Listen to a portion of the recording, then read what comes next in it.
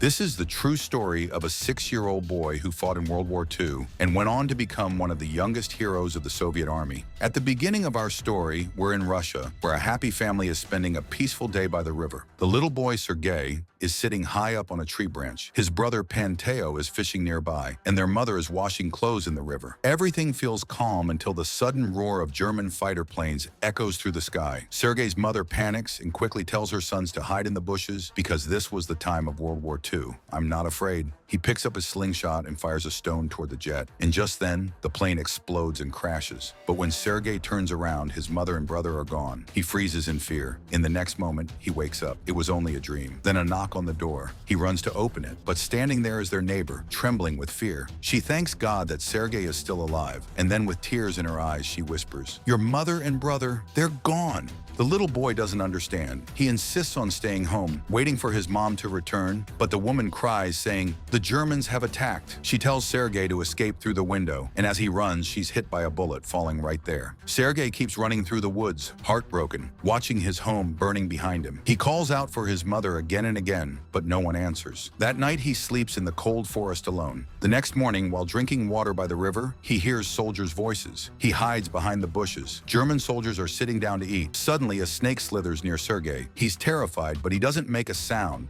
because if the Germans hear him, they'll kill him too. After a while, the soldiers leave. Hungry and weak, Sergei crawls out, hoping to find some leftover food, but there's nothing. He keeps walking through the forest, tired, scared, and limping with one torn sandal. On his way, he spots some wild berries. He eats them quickly, but suddenly there's an explosion. He's thrown to the ground. Still, he doesn't give up. He grabs a stick, ready to fight back, as if he could take on the Germans himself, but there's no one there. In truth, Sergei is now exhausted, wounded, and barely holding on. Just then, 2 Soviet soldiers find him. They pick him up and carry him to their camp. Inside, Commander Nitef is briefing his men about a German scout unit nearby when a soldier rushes in saying, "Commander, we found a child in the forest." The commander is stunned. He sits Sergei down and says gently, "Don't be afraid, son. You're safe now." He asks, "What's your name? Where are you from?" Sergei quietly answers, "I'm from Shishkin." A soldier asks, "Where are your parents?" Sergei's eyes fill with tears. "My mom and brother, they're gone." The commander places his hand on the boy's head and says, "You're a brave soul, and brave people don't cry." Then he gives Sergei food to eat. Outside, other soldiers are writing letters to their families because they know a great battle is about to begin. And just then, the alarm sounds. The Germans have launched their attack. Sergei was badly wounded, so he was being treated at the base along with the other injured soldiers. A kind nurse smiles at him and says, "If you let me clean your wounds properly, I'll give you some popcorn." Sergei frowns and replies, "I don't like popcorn. I like army tanks." The nurse laughs softly. "All right, I'll give you all the tanks you want." The next day, Commander Nit comes to visit him. Sergei looks up and says proudly, "When I grow up, I'm going to be a soldier too." The commander smiles. "You already have the heart of a brave one." Sergei's eyes sparkle as he asks, "Do you have a medal and a pistol too?" The commander nods and shows him both. Sergei, full of curiosity, asks, "Do you have an airplane too?" The commander chuckles. "No, not that one." So Sergei takes the commander's hand and draws a little airplane on it with his finger. Outside, the nurse Katya talks to the commander. "Sergei is such a smart boy," she says softly, "and so sweet. We even have goat's milk here. Why don't we just keep him with us? He has no one left now. His family's gone." The commander's face turns serious. "This is a battlefield," he says quietly. "There's no place for a child here. If he stays, his life will always be in danger." And with that, he walks away. Katya feels heartbroken. Later that evening, Sergei is talking with a kind soldier named Jora. Jora brings him a small gift, a pair of binoculars. Sergei loves them instantly. That night, Katya speaks to another nurse. "That little boy, he's so brave and so full of life. I can't let him go,"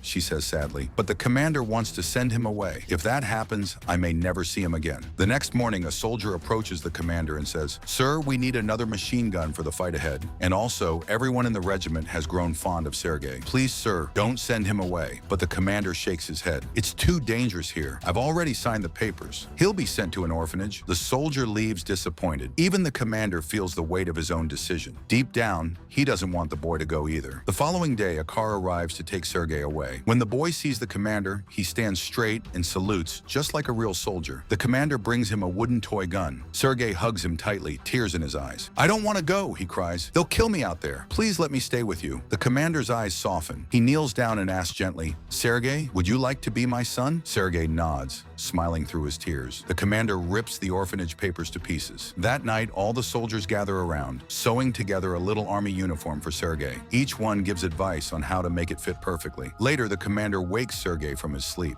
A real soldier never sleeps too long. You must be ready before a matchstick burns out. Sergei gets dressed in his brand new uniform, his heart filled with pride. As he steps outside, all the soldiers salute him. But suddenly, the sky roars. German planes appear above them, and bombs begin to fall. The base shakes as explosions erupt around them. Many soldiers are wounded, and the real test of courage begins. Sergei began asking everyone about Commander Nit and Aunt Katya, but no one had any answers. Finally, he went to a doctor and asked, "Have you seen Aunt Katya or the commander?" He gently placed a hand on Sergei's shoulder. "We have many wounded soldiers here. Why don't you help them?" Without a word, Sergei began giving water to every injured man he could find. One soldier handed him a letter. It was from the soldier's family. Sergei opened it and began reading aloud. "Everything is fine at home. Our cow is healthy again, and she's giving plenty of milk. We'll win this war." A faint smile appeared on the soldier's face. In the next scene, we see Katya again. She's gently tucking Sergei into bed. As she does, the commander arrives. The way he looks at her, you can tell he cares deeply for her. He's about to say something from his heart, but before he can, Sergei wakes up, smiles, and runs straight into the commander's arms. Later, the commander takes Sergei for a walk. Along the way, the boy asks, "Who should I thank for my uniform?" The commander takes him to the tailor's tent, but when they get there, it's nothing but ashes. The tent was destroyed in a German air raid. Sergei's face falls. The commander quietly says, "In war, son, there's no time for little thank yous." The next day, the commander meets with his men to plan their next move. Sergei appears and proudly asks, "What's my mission for today?" The commander smiles and says, "A truck will arrive soon with letters for our soldiers. You'll collect them and deliver each one." Sergei salutes, takes the mailbag, and runs off. One by one, he hands out letters, but being a little mischievous, he makes the soldiers dance before giving them their mail. The men laugh, and for a few moments, the war feels far away. The following day, Sergei uses his binoculars to scan the nearby fields. Suddenly, he spots something, a hidden soldier's leg sticking out from the tall grass. He rushes back to the base and alerts the unit. The Soviet soldiers quickly move in, and together they capture a group of German spies hiding nearby. The entire regiment celebrates Sergei's bravery. That evening,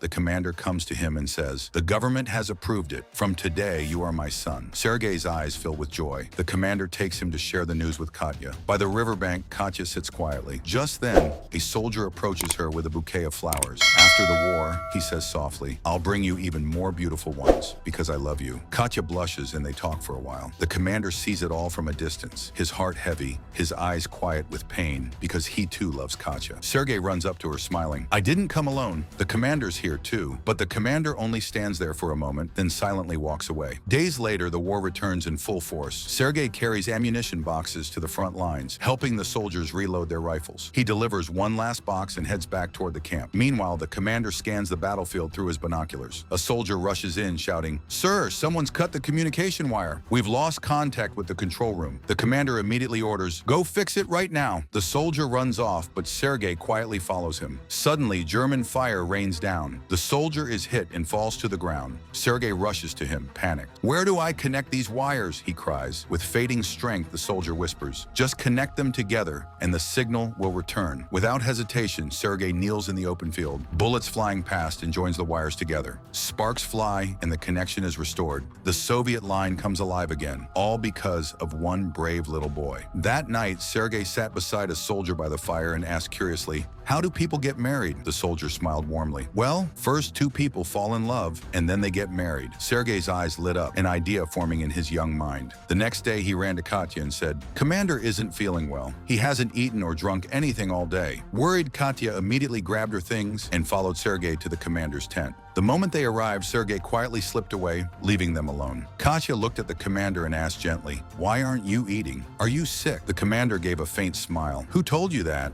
"Sergei did," she replied softly. The commander chuckled. "I'm perfectly fine. There's nothing to worry about." Katya didn't say another word. She simply turned and walked away. As she left, the commander realized maybe he'd said the wrong thing. He sighed and followed her outside. Meanwhile, Sergei stood on a wooden lookout post, scanning the area through his binoculars. Suddenly, he spotted a cat in the distance, and moments later, the barking of dogs filled the air. He ran down to the soldiers training the dogs and asked excitedly, "Can I ride one of them?" The soldiers laughed and nodded. Sergei climbed on, laughing as the dogs trotted along. along, until they suddenly saw the cat and started chasing it. But the cat was running toward a field filled with hidden mines. Before Sergei could react, a soldier raced in on a motorcycle, blocking the dogs just in time, saving Sergei's life. Later, we see the commander and Katya again. The commander finally gathers the courage to speak his heart. "Katya," he says softly, "will you be Sergei's mother?" Katya smiles and says, "Yes." Just then, a postman arrives, handing the commander a letter. "Sir, this just came in from Army headquarters." The commander nods and tells him to leave it on the table. The next day, all the soldiers, along with the commander and Sergei, prepare to move out. Orders from headquarters relocate their base to a new position. On the way, they stop by a small house to have lunch. As they eat, Sergei's eyes wander up to the ceiling. Part of it was broken, covered only by a piece of cloth. He asks curiously, "What happened here?" A man inside the house explains, "A German bomb fell through the roof and hit the floor, but it never exploded, so I covered it with a cloth." The commander's expression changes immediately. "Everyone, out of the house now!" The soldiers carefully remove the bomb and take it to a safe location. Sergei waits outside in the commander's jeep, playing with a small pistol he found. Suddenly, a loud explosion shakes the ground. Smoke and fire rise in the distance. Several soldiers are wounded,